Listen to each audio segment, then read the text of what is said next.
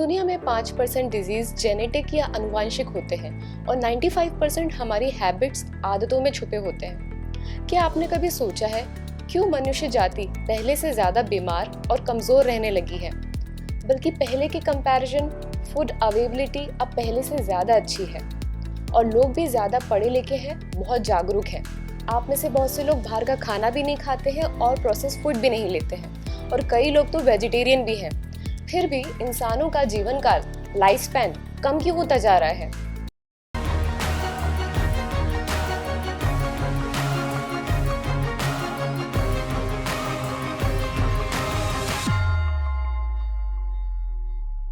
अभी लेटेस्ट एक सर्वे जो national family and national survey द्वारा किया गया था, उसके accordingly Indian adult from 1998 to 2015 पहले के मुकाबले हाइट में छोटे हो रहे हैं। Height is declining. तो क्या गलती कर रहे हैं हम जैसे देश, जहां ब्लू जोन जैसे 5 देश बीमारी रहित, डिजीज फ्री, एवरेज 100 ईयर्स जीते हैं और हमारे जैसे देश की एवरेज एज 65 टू 75 ईयर्स होती है, वो भी हॉस्पिटल बेड पर दम तोड़ देते हैं। तो क्या है सीक्रेट ऑफ ब्लू जोन और कौन से है वो देश और ब्लू जोन प्रिंसिपल में से सबसे इम्पोर्टेंट सीक्रेट क्या है, ये मैं वीडियो के एंड में बताऊंगी। पहले हमारा ये जानना जरूरी है कि ह्यूमन, उनकी रियल डाइट और उसकी बर्बादी की शुरुआत आखिर हुई कहाँ से। हर बार की तरह मेरे हर वीडियो के एंड में अपने पिछले वीडियो के सही आंसर देने वाले का नाम अनाउंस करती हूँ, so wait for the winners name. अगर आप मेरे चैनल पर नए हैं और अभी तक मेरे चैनल को सब्सक्राइब नहीं किया है, मेरे चैनल को सब्सक्राइब करने के बाद बेल आइकन पर क्लिक करें, इससे आप मेरा कोई भी वीडियो कभी मिस नहीं करेंगे। तो आज से 13 बिलियन साल पहले बिग बैंग थ्योरी हैपेंड। पूरा यूनिवर्स सिमटा हुआ था, फिर एक विस्फोट से बहुत ऊर्जा, एनर्जी निकली। उन टुकड़ों में से एक टुकड़ा हमारी धरती का हुआ। शुरुआत में बहुत गर्मी थी, फिर धीरे धीरे आज से 3 से 4 बिलियन ईयर्स पहले ये जब जमीन ठंडी होने लगी, तब पृथ्वी पर सिर्फ धूल, उसके बादल, वॉल्केनो, गर्म सर्द भाप या हवा हुआ करती थी। पहले जीवन की शुरुआत हाइड्रोथर्मल वेंट में हुई। गहरे समुद्री बिस्तर के अंदर जहां ठंडा पानी और गर्म वॉल्केनो मैग्मा या केमिकल्स का मिलन होता है, उसको हाइड्रोथर्मल वेंट कहते हैं। आग, पानी, गर्मी, ठंडी और जमीन के अंदर के तत्वों से मिलके एक पहला सेल बना। एक सेल या एक बैक्टीरिया कह सकते हैं, उसका जन्म हुआ। एक सेल से जब 2 सेल का मिलन हुआ, उससे वो मल्टीसेल्यूलर या बहुकोशिकाएं बन गए। 2 सेल्स साथ में मिलके ज्यादा स्ट्रॉन्ग महसूस कर रहे थे, चाहे अपने काम को बांटना हो, खाना ढूंढना या दुश्मनों से लड़ना अब ज्यादा आराम से करने लगे। दे चोज एवोल्यूशन। पर पृथ्वी पे असली जिंदगी की शुरुआत तब हुई जब ऑक्सीजन प्रोड्यूस हुआ, और ये सब साइनोबैक्टीरिया, जिनको आप एल्गी के नाम से जानते हैं, उनसे शुरू हुआ। सनलाइट और कार्बन डाइऑक्साइड वाटर से ऑक्सीजन बना, खुद को एनर्जी दी, जिसे आप फोटोसिंथेसिस के नाम से जानते हैं। इससे पहले सेल्स ऑक्सीजन के बिना एनर्जी प्रोड्यूस कर रहे थे। उस प्रोसेस को कीमोसिंथेसिस के नाम से जाना जाता है। अब फोटोसिंथेसिस शुरू होते ही खंडर, डरावनी जमीन और एटमॉस्फेयर अब खूबसूरत होने वाले थे, और अब ये सेल्स 4 फैमिली में बढ़ गए। पहला, बैक्टीरिया, वायरस, माइक्रो ऑर्गेनिजम्स जो आंखों से नहीं दिखते। दूसरा, फंगी। तीसरा, प्लांट्स, वाटर एंड टेरेस्ट्रियल, जमीनी प्लांट्स, पेड़ पौधे। 5वां, एनिमल्स। पहले वाटर एनिमल्स थे, सभी फिशेस फैमिली। ज्यादा खाने की तलाश में और खुद के अंडों को सुरक्षित रखने के लिए जमीन के किनारे आने लगे। उनको आज हम एम्फीबियंस के नाम से जानते हैं, जैसे क्रोकोडाइल, फ्रॉग्स एक्सेट्रा। जिन्होंने पानी को अपना जीवन चुना, वो वही रह गए, पर जो जमीन पर रहना पसंद करने लगे, उनकी जरूरत ने उनको रेप्टाइल से धीरे धीरे लैंड और एयर एनिमल्स में इवॉल्व या विकसित कर दिया। हमारे सबसे नजदीकी पूर्वज एप्स, बंदर हैं। सिर्फ वही क्यों, हमारे पूर्वज वो single cell bacteria, animals, plants, clouds and environment सब हैं। ऐसे ही थोड़ी हमने अर्थ को अपना मदर नेचर का टाइटल दिया है। ये बात चार्ल्स डार्विन ने आज से 150 साल पहले डिस्कवर कर दी थी कि हम सब एक सेल से ही बने हैं। और बहुत सी होली बुक्स में भी आपको इसका प्रमाण मिल जाएगा। हम सब एक बूंद से बने हैं। अब आप उसे वो 3 बिलियन साल पुराना वाला सिंगल सेल बैक्टीरिया कहें या स्पर्म सिंगल सेल जिसे हम रिप्रोड्यूस होते हैं, बहुत से रिलीजन में तो बड़े बुजुर्ग पूर्वज को याद किया जाता है। उनकी रिस्पेक्ट करने की एक प्रथा है। कहीं इसलिए तो कई हिंदू धर्म में लगभग हर चीज, जीव, पेड़ पौधों की पूजा की जाती है। आज से 2 लाख साल पहले ह्यूमन का जन्म हुआ, एवोल्यूशन हुआ। हमारी सेल टू एनिमल बनने की जो क्वालिटी है वो ह्यूमन की डेफिनेशन में छुपी हुई है। क्या है एक इंसान? कैसे वो सिंगल सेल से दुनिया पर राज करने वाला सबसे बड़ा इंटेलिजेंट बुद्धिजीवी बन गया? एक इंसान में 5 क्वालिटी होती है जो बाकी जीवों में नहीं रही। पहला है लार्ज ब्रेन साइज, दूसरा है वॉक ऑन 2 legs, 2 पैरों पे चलना, तीसरा है वी लिव इन ग्रुप, चौथा है स्पीच कम्युनिकेशन, विचारों का आदान प्रदान करने का तरीका, पांचवा सबसे important abstract reasoning, imagination, curiosity, analysis, to create, to solve problems. Albert Einstein ने कहा था, imagination is more important than knowledge and logic. Knowledge is limited. Logic will take you from A to B, but imagination will take you everywhere.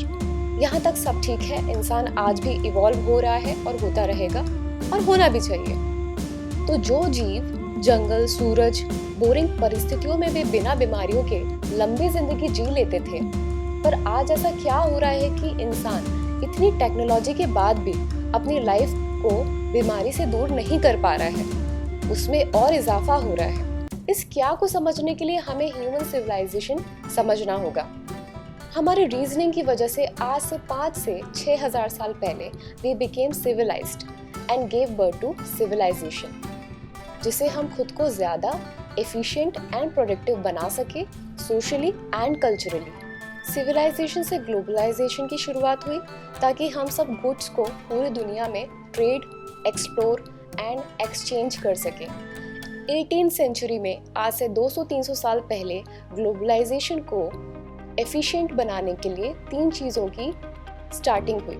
Technology आई और उसने modernisation and industrialisation को भी जन्म दिया। Modernisation to use trending good and services for better life and lifestyle. Industrialisation machines for large scale production for quick and cost effective trade of goods and services for human convenience। आज से 100 साल पहले food industries ने अपना रूप बदला और आज 21st सेंचुरी में रिजल्ट आपके सामने है। हमारी लाइफ पहले की ह्यूमन से कम्प्लीटली डिफरेंट हो चुकी है। Modern life, modern problem and modern solution. Problems like slavery, poverty, corruption, gender and caste inequality, terrorism, unemployment, alcoholism, drug abuse, crime against women and children, population growth, pollution, बीमारियाँ, high healthcare cost, दवाइयाँ, early aging, बुढ़ापा, जल्दी मौत। वो इंसान जो दिन भर धूप में रहता था आज बंद घरों में रहता है। पहले सूरज के साथ जागता सोता था, अब इंसान द्वारा बनी लाइट के उपयोग कर कभी भी जागता सोता है। जो एनवायरमेंट टेम्परेचर बदलते खुद की बॉडी को नेचुरल ही मेंटेन करता था, अब फैन, एसी, फ्रिज, गीजर की सहायता से टेम्परेचर बैलेंस करता है। पहले नेचर में उपलब्ध खाना ही खाता था, अब इंसानों द्वारा बनाई गई खाने की चीज, स्पेशली दवाई खाता है। पहले खूब चलता था, अब टीवी, मोबाइल, लैपटॉप के सामने बैठा रहता है और गाड़ी, ट्रेन, प्लेन से ही चलना पसंद करता है। पहले जो खेती करके, शिकार करके खाना खाता था और कभी नहीं भी मिलने पे कई दिन भूखा भी रहता था, आज वो हर 2-2 घंटे में खाता पीता रहता है। मेरी एक रिसर्च में मैंने ये पाया कि what is future of human evolution and वो कैसे दिखेंगे, तो चौंकाने वाली बात सामने ये आई कि वो कुछ इस तरह से दिखेंगे जो आधा ह्यूमन और आधा मशीन होगा। लाइक बॉडी के organs will not work and machines उनकी जगह ले लेंगी। जैसे हियरिंग एड और डायलिसिस को तो आप पहले से ही जानते हैं। कभी देखा है डायलिसिस पेशेंट, उसका पेन और कितना कॉस्टली प्रोसेस होता है वो। मैं चाहती हूँ इंसान मशीन नहीं, इंसान जैसा दिखे, जो अपना जीवन स्ट्रांगली एंड हैप्पीली जिए। तो क्या हम आदि मानव बन जाएं? No, my ancestors chose to be multi cellular, to come on land, to be civilised. Modernised and globalised, और मेरे साथ साथ आपने भी यही चुना है। तभी इस मोबाइल टेक्नोलॉजी के थ्रू हम आपस में कनेक्टेड हैं। ये टेक्नोलॉजी इंडस्ट्री हमारे लिए एक वरदान है। हमें पैंडेमिक से बचाना हो या आराम की सुविधा देना या मुश्किल ज़िंदगी में प्लेजर के नए नए तरीके ढूंढना, जिसने जानलेवा कैंसर जैसी चीज़ों से भी लड़ना सिखाया है। No human wanted self destruction. कोई भी इंडस्ट्री हमारे आराम और सुविधा के लिए पैदा हुई थी, विनाश के लिए नहीं। जैसे कि आपने देखा है, ये फूड इंडस्ट्री 50-100 साल पहले ही ईजाद हुई है। उसे हमने यूज़ तो करना शुरू कर दिया, पर उसके क्या नुकसान है हमें कैसे पता चलता जब तक हम उसको यूज़ नहीं करते। उसकी जो रिसर्च अब सामने आ रही है वो पहले नहीं थी। अब रिसर्च के बाद हमारे प्रोडक्ट्स को यूज़ करने की लिमिटेशंस पता चली है। अब प्रॉब्लम ये है कि रिसर्च अभी भी ज़्यादा नहीं है, और जितनी भी है अभी वो बहुत टफ लैंग्वेज में लिखी होती है कि आम आदमी द्वारा समझना मुश्किल होता है और उनको इंटरेस्टिंग भी नहीं लगती। आज जो भी रिसर्च है, मेरे जैसे डॉक्टर्स एंड न्यूट्रिशनिस्ट उसे आसान भाषा में ब्रेक करके आपको और आपके परिवार को सिखा सकते हैं कि एक टेक्नोलॉजी और नेचर में कैसे बैलेंस बनाया जाए, how much to use it, where to stop, ताकि आप एक लंबा जीवन काल खुशहाली और बीमारी के बिना जी सकें। और ये पॉसिबल है ब्लू जोन मॉडल से। ये ब्लू जोन वो 5 लोकेशंस हैं जिसने ये बैलेंसिंग फॉर्मूला ढूंढ लिया है, या ये कहें कि इंसानों की बेस्ट लाइफस्टाइल, डाइट एंड लंबी उम्र के सीक्रेट्स पे से पर्दा हटाने की खोज 2004 में डैन और उनकी team from national geographic and national institute of ageing ने इन ब्लू जोन्स को खोज लिया। मेरे फ्यूचर के वीडियोस में मैं इनके comparative study and open discussion करूंगी कि बाकी कंट्रीज जो अपनी खराब सेहत से परेशान हैं, और वही ये 5 कंट्री में ऐसा क्या है जो ना सिर्फ खुशी खुशी एवरेज 100 ईयर्स जीते हैं, बल्कि बिना किसी बीमारी अपना जीवन कंप्लीट करते हैं, that too without going to caves और following any extreme detox diets, juices and becoming completely vegan. जैसे कि मैंने मेरी वीडियो की स्टार्टिंग में आपसे प्रॉमिस किया था कि मैं ब्लू जोन में से सबसे इम्पॉर्टेंट और पहले प्रिंसिपल के बारे में बताऊंगी, तो ये रहा आपकी स्क्रीन पर। Stop eating after you are 80% full. पेट को भर के खाने वाली प्रथा यहाँ नहीं है। 80% पेट भरने के बाद खाना रोक दें। तो भूख या हंगर की अहमियत और कितनी भूख होनी चाहिए, इसको कैसे पहचाने, ये मैं जल्दी किसी वीडियो में आपको बताऊंगी। लास्ट वीडियो का सही आंसर भोपाल MP से एहसान रईस ने दिया था, और आज की वीडियो का क्वेश्चन आपकी स्क्रीन पर ये रहा।